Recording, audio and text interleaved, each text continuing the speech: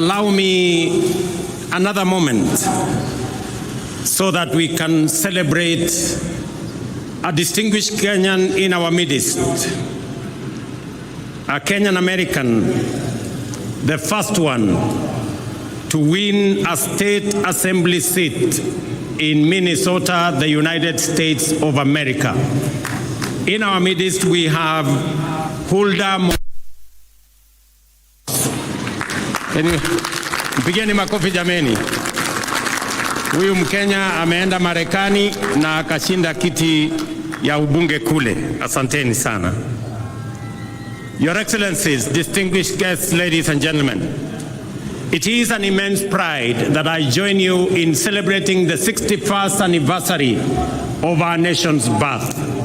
At this pivotal moment, we reflect on the values of our sovereignty and celebrate the enduring legacy of those whose patriotic efforts took down the bastions of imperialism. Their sacrifice set our republic on the path of liberty, unity, peace, enterprise, and democracy. Today, we affirm, by reflecting on what we have accomplished since raising the flag of our nation, that by staying true to our national identity, we have remained consistent through seasons of abundance and scarcity. We assert our essential collective character, defined by the values and principles that inspired our forefathers to struggle and sacrifice, persist and persevere, endeavor and endure until oppression gave way to freedom, exclusion gave way to unity, and marginalization gave way to equality. We remember that our nation was born from the painful sacrifice and tireless, often lonely, and grueling efforts of men and women driven by the conviction that their sweat, tears, and blood were a worthy price to pay for ushering millions of their brothers and sisters from the dark, cold nights of imperial brutality into the warm daylight of freedom. Before 1963, our people were compelled to work hard to enrich colonial settlers. After 1963, our people labored by choice to provide for their families and build our great nation. Before 1963, education, health, and personal security were privileges reserved for the colonial elite. After 1963, they became the right of all citizens of our republic. Before 1963, African people existed to be seen and not to be heard. After 1963, we reclaimed our inalienable sovereignty to its fullest extent. The year 1963, therefore, marked Kenya's profound moment of historical change, yet it also represents an equally fundamental moment of essential and defining continuity. Our circumstances changed forever, and our horizon was illuminated by the forces of possibility, the dawn of opportunity shining brightly. Yet our values, hard work, unity, and determination remained constant. We applied these same principles to build our nation after we liberated it. There is an important point worth emphasizing. In our time, our generation must never focus so much on the present that we forget where we were only 6 decades ago. We must not ignore the fact that our freedom, democracy, and development were achieved through the contributions of millions of determined patriots, nor should we underestimate the time and patience it took for them and for these small progressive efforts to accumulate into an unstoppable momentum towards freedom and nation building. It may have been easy to despise individual freedom fighters as they ventured into a forest of uncertainty and to underestimate their ambition to free Kenya from colonialism. Yet, that is precisely how we gained our independence. Courage and hard work, determination and patience, and the confidence that we are not alone are always what it takes to make meaningful strides as a nation. Today, I want to encourage my fellow countrymen to keep this perspective in mind. As we aspire for more and better, we must not give way to despair, pessimism, or skepticism when faced with challenges, but instead forge our path forward with courage, hope, determination, and ambition. I declare my unswerving faith in the ability of our people to interrogate policies and hold the government to account. This is the essence of democratic freedom, a civic duty for citizens, a responsibility for leaders, and a necessary imperative for our success and progress. We have experienced a particularly challenging time as a people, largely owing to dynamics beyond our control, resulting in high cost of living, greater difficulty in finding employment, and fewer opportunities for entrepreneurs. Consequently, there was widespread anxiety about the economic stability of our nation, demanding urgent and appropriate interventions and effective solutions. The bottom-up economic transformation agenda was inspired by our determination to confront these fundamental challenges directly and with ambition. Our aim was first to lay the foundation for robust economic activity to generate millions of opportunities at the bottom of the economic ladder each year and drive substantive, inclusive, and sustainable growth.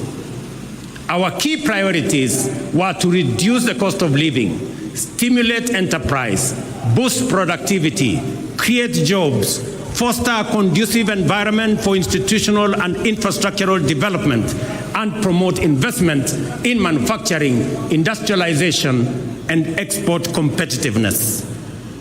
As a starting point, it was critical for us to tighten our belts and make significant sacrifices to reset our public finances on a sustainable path, enabling intensified investments in the strategic pillars of our plan and the cross-cutting enablers of rapid transformation. I acknowledge, ladies and gentlemen, the work we have done and the milestones achieved in creating the necessary conditions for progress in every value chain that support the pillars of our plan.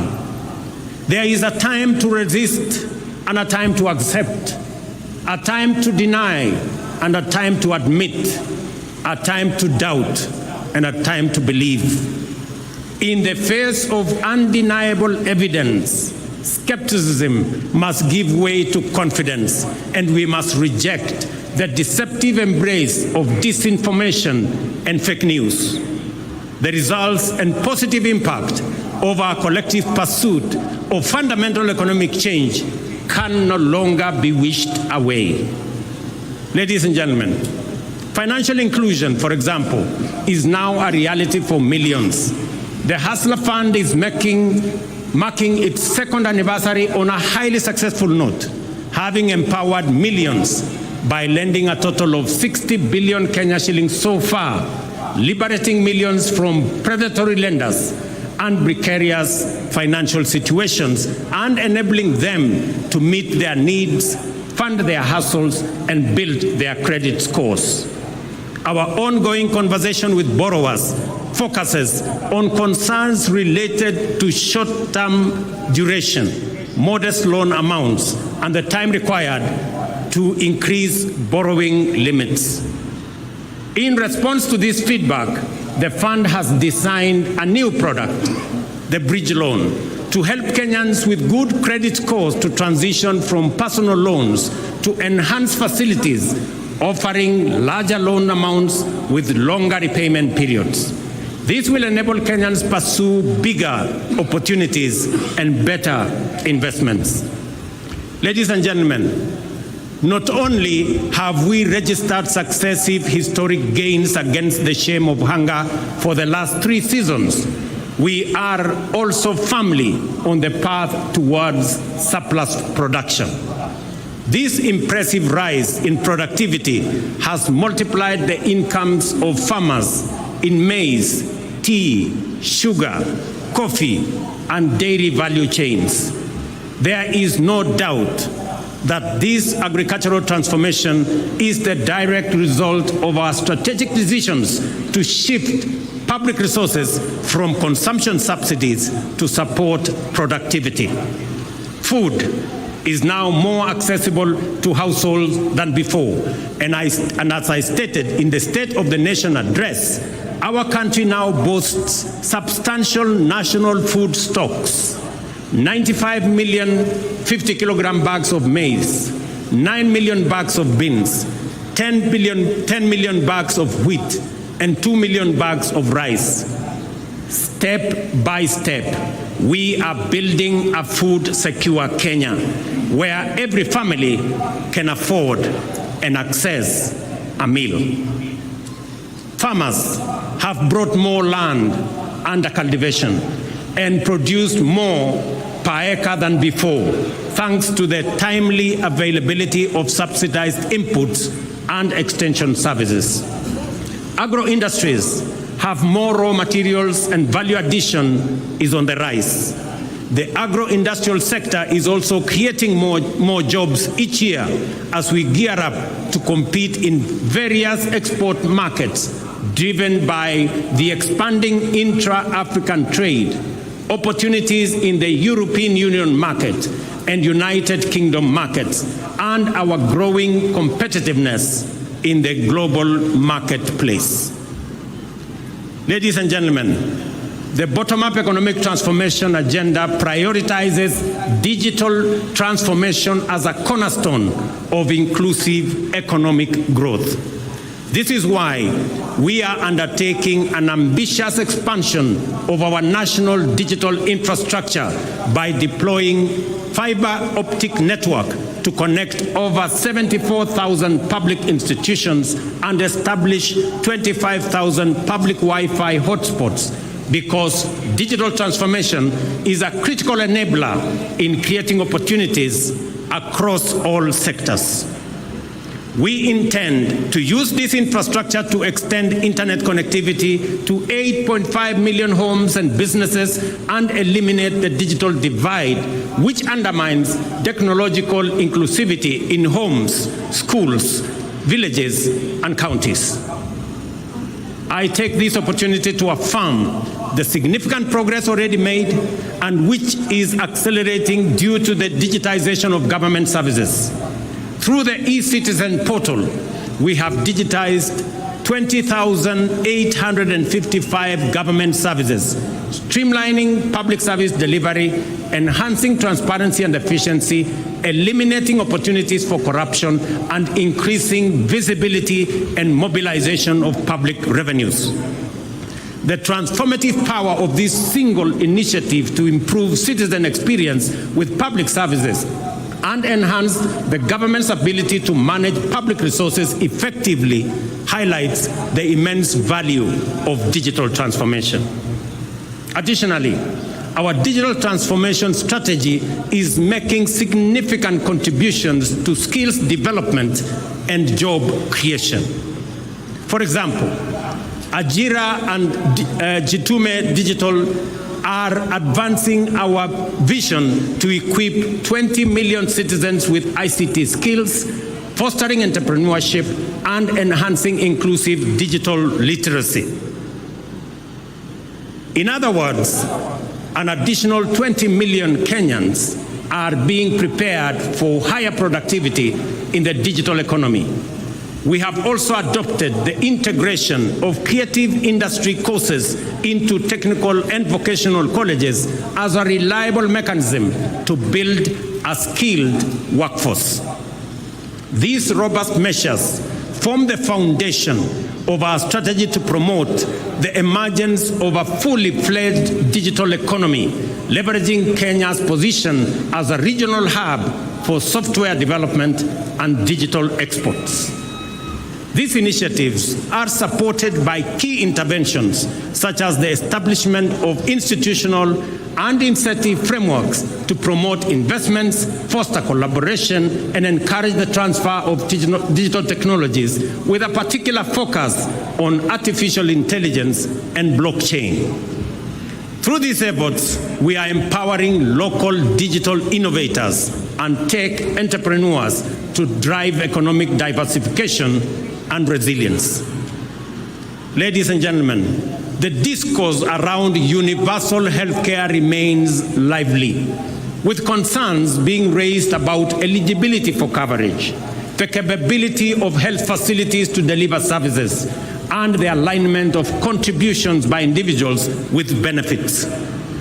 Under Taifa Care, our inclusive, universal, efficient, and transparent healthcare service model, we are implementing a transition on an unprecedented scale. We have successfully transitioned 5.6 million citizens from the National Health Insurance Fund and registered an additional 11 million Kenyans under the Social Health Insurance Fund. This means that in just 2 months, 11 million Kenyans who previously lacked access to healthcare services are now registered, with the registration process going full steam in every part of Kenya. I commend Kirinyaga, Nyeri, Bomet, Embu, and Lamu, the 5 leading counties so far in Taifa Care registration.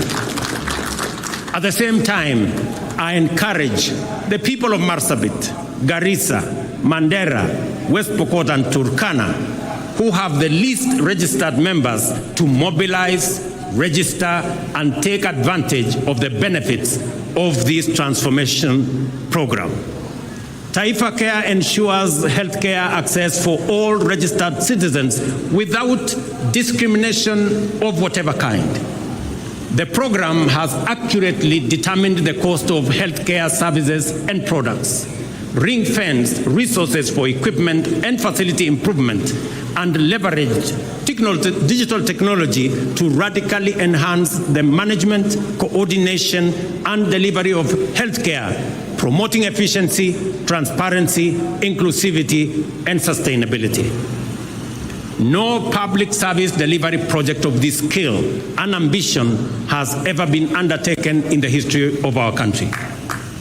We are confident, however, that this will quickly surpass the 16.5 million citizens so far registered and provide all Kenyans with high-quality health care that is effective, efficient, affordable, and sustainable.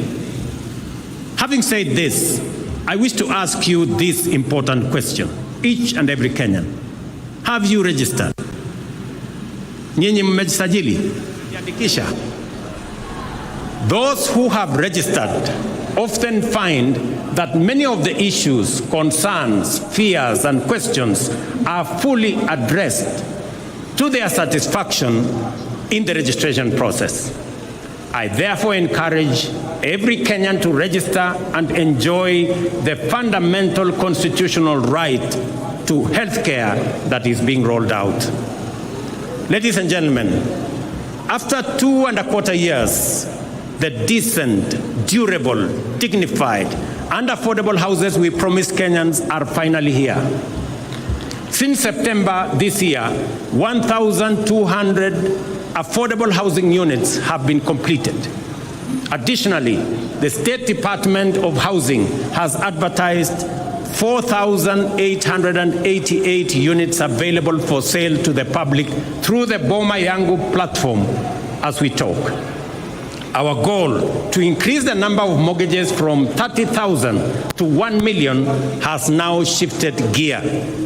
Our delivery pipeline for affordable housing now has a total of 124,000 units at various stages of development across Kenya, while a total of 840,000 units planned projects over the next 4 years are projected to create a minimum of 1 million jobs.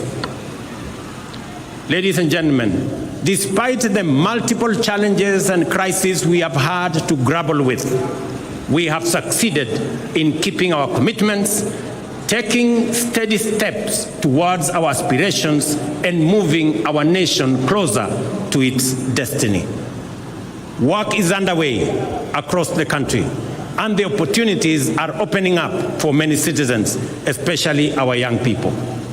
Over the past 2 years, the number of employment opportunities has increased with new jobs for teachers, agricultural sector workers, healthcare professionals, building and construction, seafarers, and outside Kenya under our labor mobility program. The affordable housing strategic pillar of our bottom-up economic transformation agenda has so far created 200,000 jobs and thousands of indirect opportunities across the building and construction value chain. The universal healthcare coverage pillar has engaged 107,000 community health promoters alongside other healthcare professionals employed to support our vision of a functional national healthcare system. In addition, jobs will be created in healthcare innovation, service delivery, and ICT support for digital health system that we have rolled out, unlocking opportunities nationwide. Furthermore, we have recruited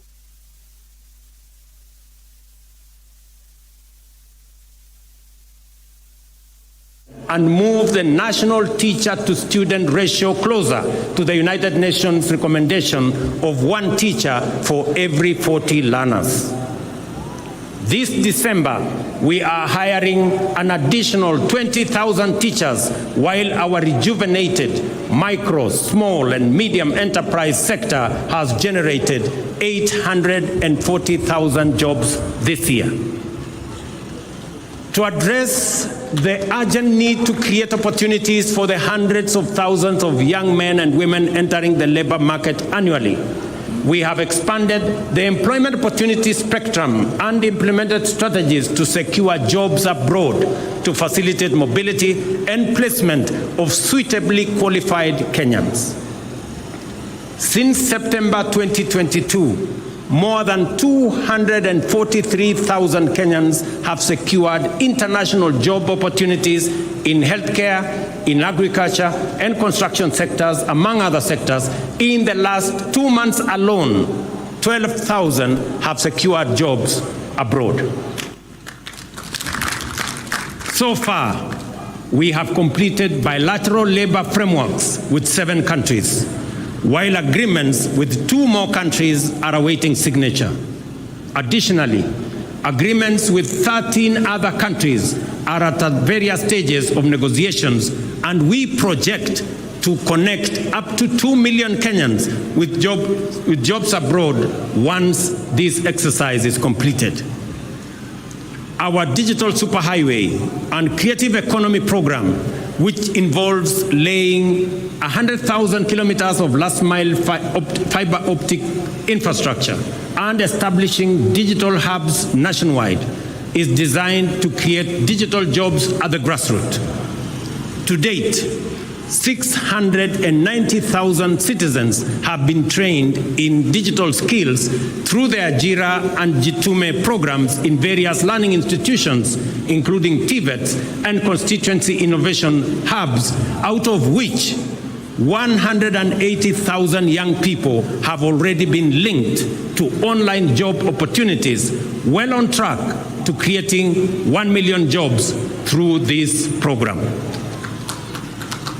Our special economic zones and export processing areas are boosting investment, manufacturing, exports, creating jobs, and increasing national wealth. In the past 2 years, we have licensed over 80 companies within these zones, creating 14,000 jobs. The 6 export processing zone flagship projects in Busia, Kirinyaga, Murang'a, Eldoret, Kwale, and Nakuru are now being developed are set to generate another 30,000 more jobs. Additionally, the ongoing operationalization of Dongo Kundu and Naivasha special economic zones will create an additional 26,000 jobs, facilitating private sector special economic zones investments and supporting county and public special economic zones operations. At the same time, young people are actively contributing to climate action, urban neighborhood improvements, and landscape restoration through the Kenya Urban Resilience or Climate Works program. Recognizing the urgency, scale, and importance of these efforts, Climate Works is designed to be ambitious.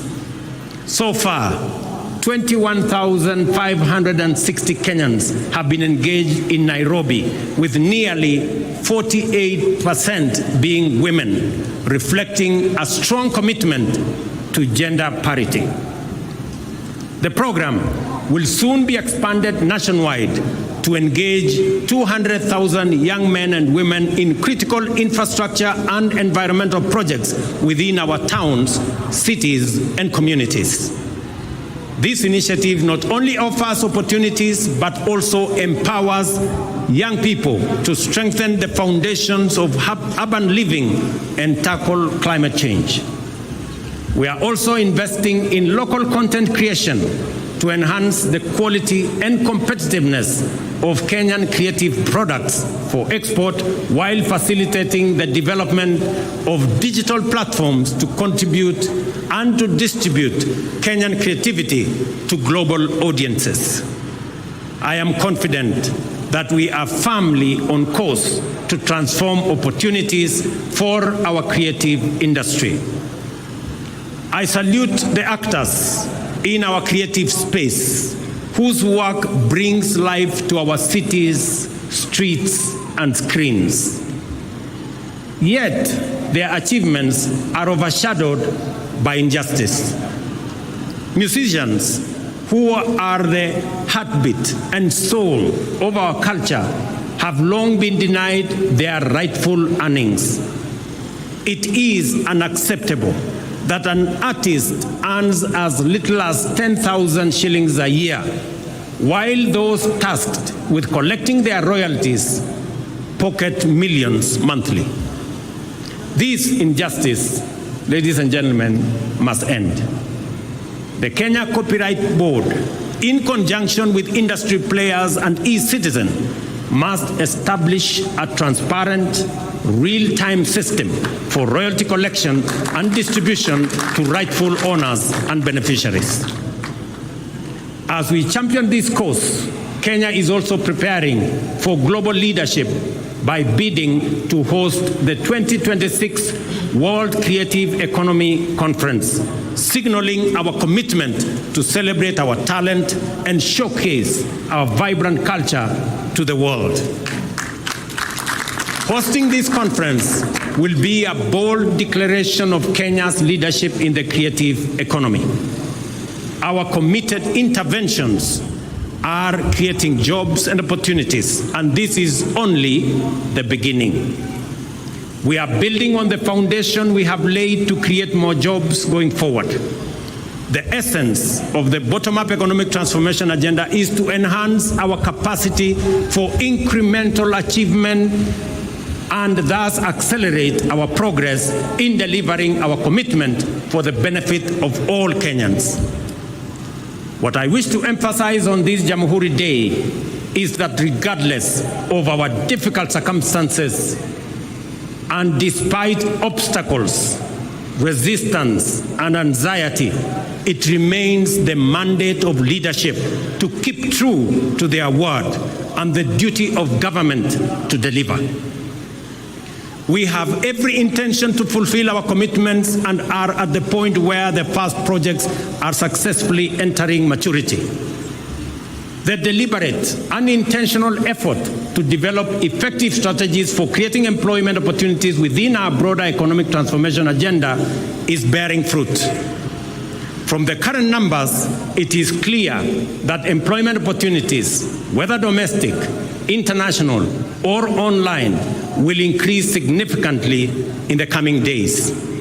We are determined to build a labor market capable of absorbing as many job seekers as possible, cognizant of the output of our education and training institutions, which produce talented, skilled, and motivated young people.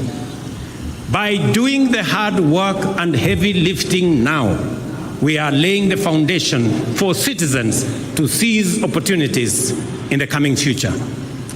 As we do this, let us reflect on the lessons of history and rise above our political differences to deliver for Kenya. Those who came before us overcame far more turbulent divisions to score a historic victory whose everlasting legacy benefits us today and will endure for posterity. As they fought hard to reclaim our sovereignty, the enemies of our freedom deployed state-of-the-art technologies of the time, the radio and the aeroplane, to disseminate disinformation and propaganda. This was meant to discourage, trick, and deceive people that freedom fighters had been defeated and their leaders been captured and neutralized. Our heroes and heroines were not deterred and inspired by the righteousness of their cause and the transformational moment they were in, soldiered on courageously. On 12th December, therefore, every Kenyan witnessed their vindication as our majestic flag rose and collectively we reclaimed our proud Jamhuri. Jamhuri Day is also a moment for Kenyans to expose the fake news aimed at discrediting our ambition, sabotaging our hope, and seeking to dampen our resolve. I have no doubt that the National Economic Transformation Agenda will succeed and deliver for the people of Kenya. I have no problem with discourse, criticism, and alternative proposals. In fact, I welcome them and listen to feedback in order to learn, improve, and become better. At the same time, I see clearly that a lot of what passes for fact are actually falsehood, and that most opposition is based on inaccurate representations and sometimes outright disinformation. We are at the stage in our social development when digital technologies have immense capacity to amplify disinformation, magnify fake news, and distort facts beyond all recognition. If we give in to these emerging negative trends, we shall pay with our freedom, democracy, and development. I therefore urge all Kenyans to participate fully in our democratic discourse, even as we work hard in nation building. At all times, let us endeavor to engage on the basis of truth. Failure to do so will take us down the path of negativity, tear us away from the values we cherish, and turn us into a people estranged from unity, who sabotage development, undermine democracy, and destroy our republic in pursuit of political expediency. When we say that the cost of basic commodities has come down, it is a fact.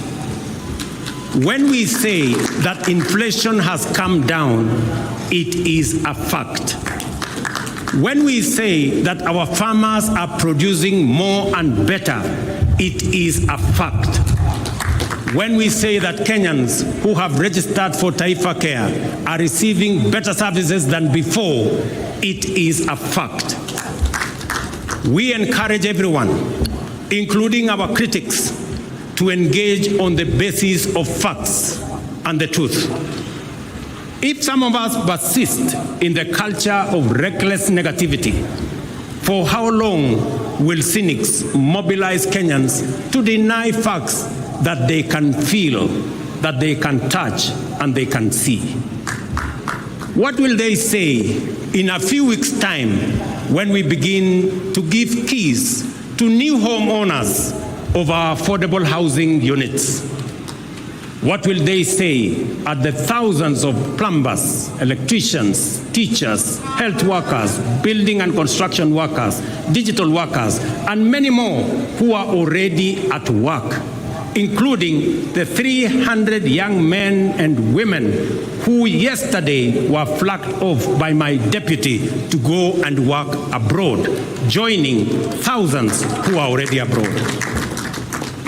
Ladies and gentlemen, I am confident in the future of our nation and the capacity of our national transformation agenda to deliver, because I appreciate the strategies we have put in place, the work underway, and the commitment of our people and their motivation to make their contribution. I count myself as one of the many millions of Kenyans who want the best for our nation and all its people, and are committed to putting in the effort required to make our dreams come true. We are driven by strong hope and unwavering optimism, as well as unfailing desire to reach for a better tomorrow. It is confidence based on understanding, hope built on truth, and optimism that stands on the firm foundation of facts. We must do all we can to maintain the essential character of our republic as an open and free democratic society. This implies that we must also do all we can to ensure that our political competition and rivalry never degenerates into contest to assault democracy, oppose development, and demoralize the people. We must remember that whatever else sets us apart, we are united by a desire to achieve the best for Kenya and its people. With this in mind, we must promote inclusion and broaden our platform for collective engagement to allow articulation of diverse viewpoints and the expression of fresh, new, and bold approaches. To be transformational, we must be ready to transform ourselves and our strategies on a continuous basis. I will continue to reach out to Kenyans of all walks of life, regardless of their ideological persuasion, to maximize the cross-pollination of the flower of our republic and guarantee robust seeds for future seasons. You must never underestimate your power as citizens and your ability to create positive change individually and all of us collectively. Over time, we have made gradual and steady changes to many of the economic development strategies in order to take on board feedback from the people. In fact, the bottom-up economic transformation agenda has inbuilt mechanisms to improve on the basis of this feedback, because we recognize that as leaders, every day of work is a day of learning from the people, and that every good idea must always give way to a better one. Listening, therefore, is a primary component of effective leadership, and national transformation is a collective enterprise of all citizens. I am grateful to distinguished patriots who have demonstrated outstanding leadership across the political aisle for the spirit of goodwill in which we have engaged to address critical national issues, including resolving the inclusivity challenge by formulating the broad-based government. I also appreciate the good wishes, encouragement, and support from leaders with whom I continue to discuss matters of importance to our nation. I am persuaded that together we can achieve much more and much sooner for Kenya, and that the future of our dreams is now within sight.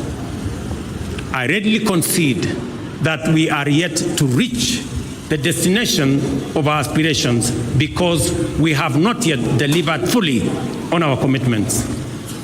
But having said that, it is also a fact that we are no longer where we were a year, let alone 2 years ago.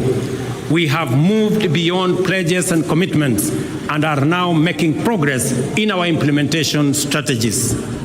There is now sufficient evidence of undeniable character that together the people of Kenya are hard at work to achieve their shared vision of a nation transformed. Our ability to feed the people and to keep them healthy, to empower them and connect them to opportunities, to keep them safe and protect their freedom is improving by leaps and bounds. When we all unite, inspired by a shared aspiration to undertake national building, we shall make our nation great, and our collective legacy will inspire present and future generations. Ndugu wa Kenya, wacha nimalizie kwa kuwauliza, mumesikia yale mambo tunafanya kuhusiana na mambo ya afya. Na wauliza wazazi wote, pale Januari watoto wetu wakirudi shuleni, sasa Taifa Care inataka kila mtoto wa Kenya awe na bima ya afya. Wakati wazazi mtarudisha watoto wenu shuleni, tunataka kila mzazi aandamane na mtoto wake ndio tuweze kusajili watoto wote wa Kenya, ili watoto wote wa Kenya tuwapangie mambo yao ya afya. Vile nimesema, tutazidi na kujenga daraja ya umoja na ushirikiano kati ya Wakenya wote kutoka sehemu zote, dini zote, vyama zote. Tuungane ndio tuweze kushughulikia mahitaji na mipango na maendeleo ya taifa letu la Kenya. Ndugu wa Kenya, nawatakia Krismasi njema na mwaka wenye mafanikio makubwa sana wa 2025. God bless you all. God bless our great country Kenya. Asanteni sana. Asante sana Mheshimiwa Rais. Niombe kwa heshima sote tuweze kusimama kwa wimbo wa taifa.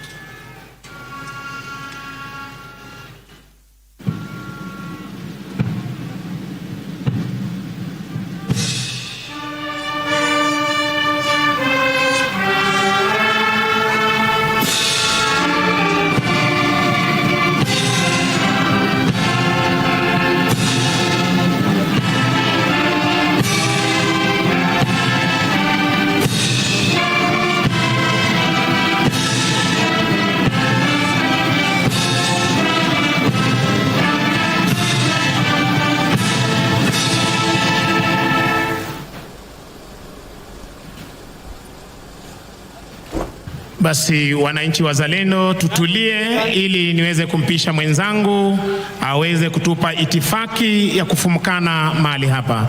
Kwako Gitone. Naam, ningependa kuchukua fursa hii kutambua kwamba nafasi hii tutampisha Mheshimiwa Daktari William Samoei Ruto, Rais wa Jamhuri ya Kenya na Amiri Jeshi Mkuu wa